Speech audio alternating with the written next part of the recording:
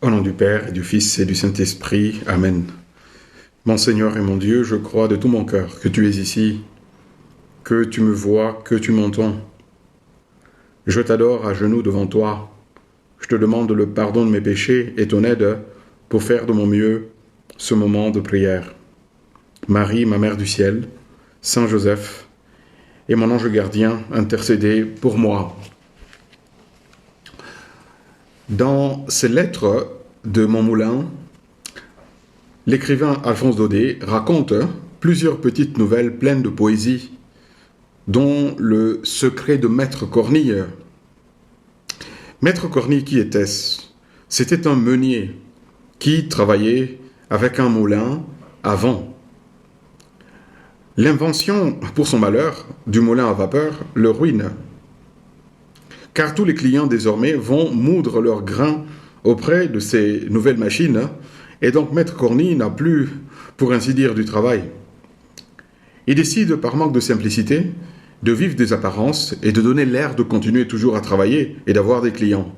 Alors qu'est-ce qu'il fait? Il va dans une carrière voisine, il y prend de la chaux qu'il moud dans son moulin. Bon, comme la couleur est blanche, les gens le voyant sortir avec des sacs pensaient qu'il continue à avoir du travail. Mais il s'étonnait parce qu'il n'y avait jamais personne devant son moulin.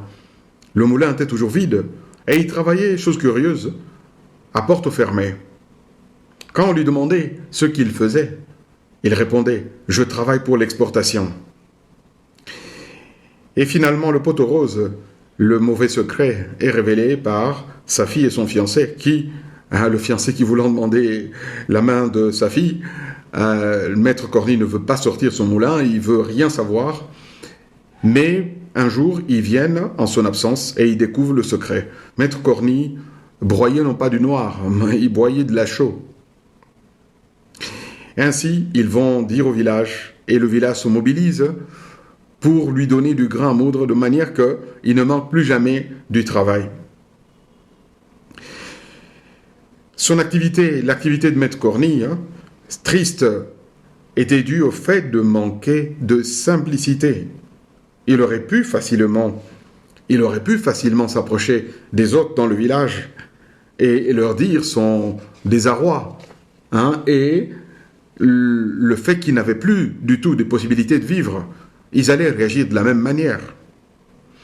Mais non, Maître Cornille n'a pas été simple.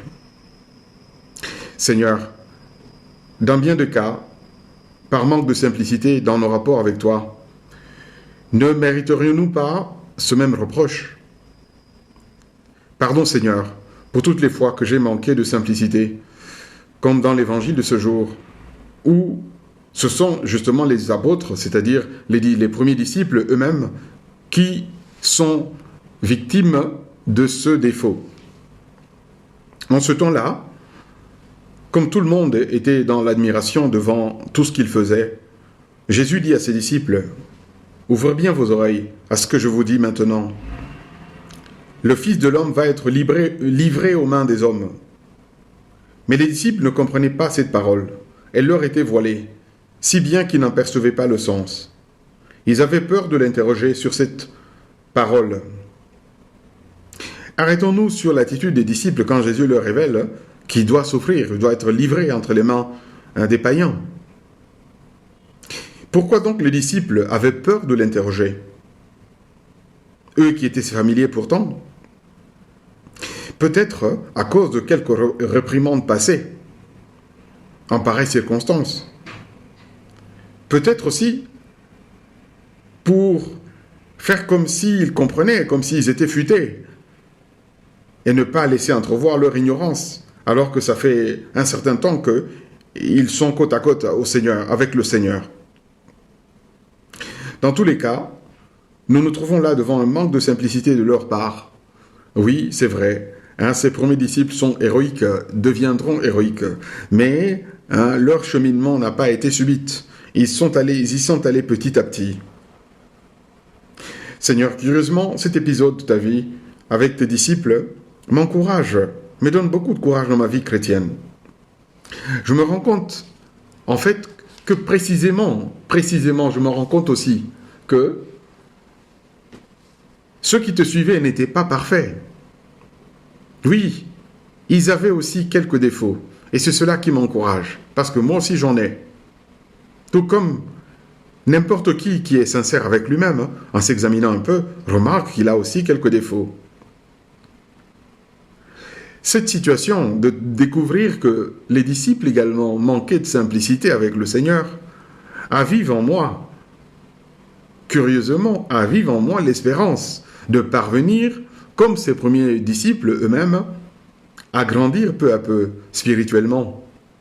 J'ai l'espoir, Seigneur, que je grandirai jusqu'à devenir comme eux, un homme mûr, une femme mûre, sur lesquels tu peux t'appuyer, sur lesquels tu peux compter pour répandre ton règne sur la terre. Revenons un peu à ce sympathique récit du secret de Maître Cornille, si bien raconté par Alphonse Daudet.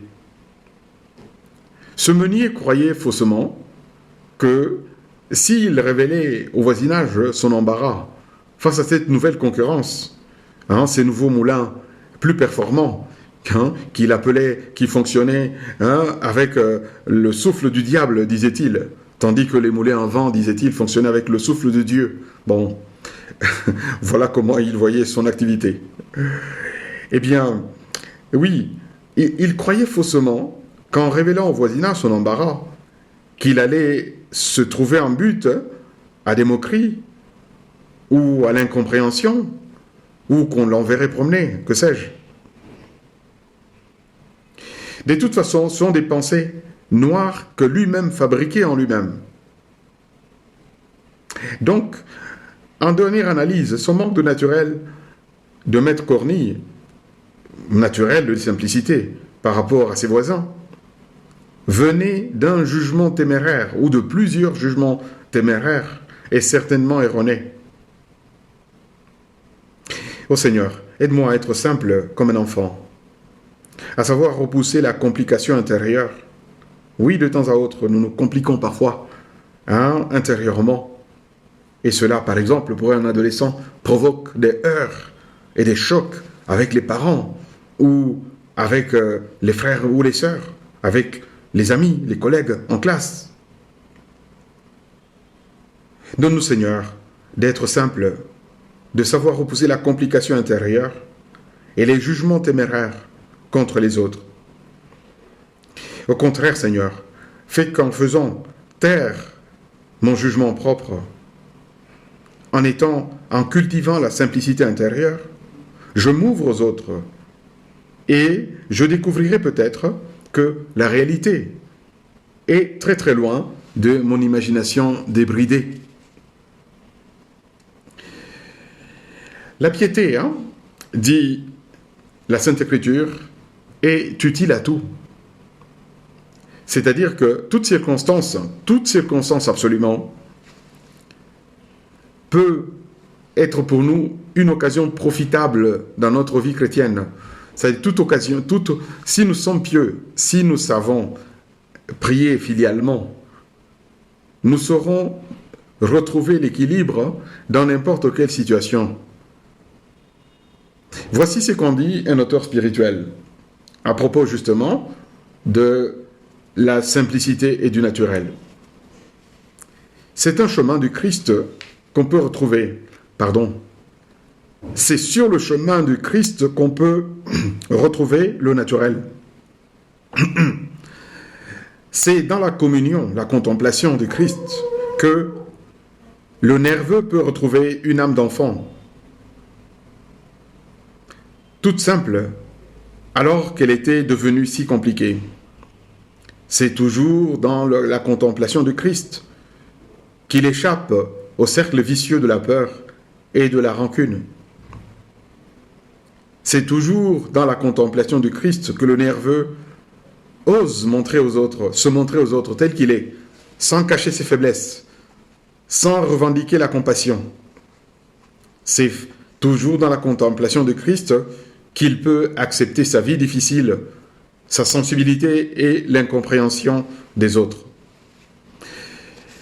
En terminant ce moment de prière, nous nous confions à Marie, notre Mère, et nous lui demandons d'aviver en nous le désir de grandir dans cette grande vertu du naturel et de la simplicité.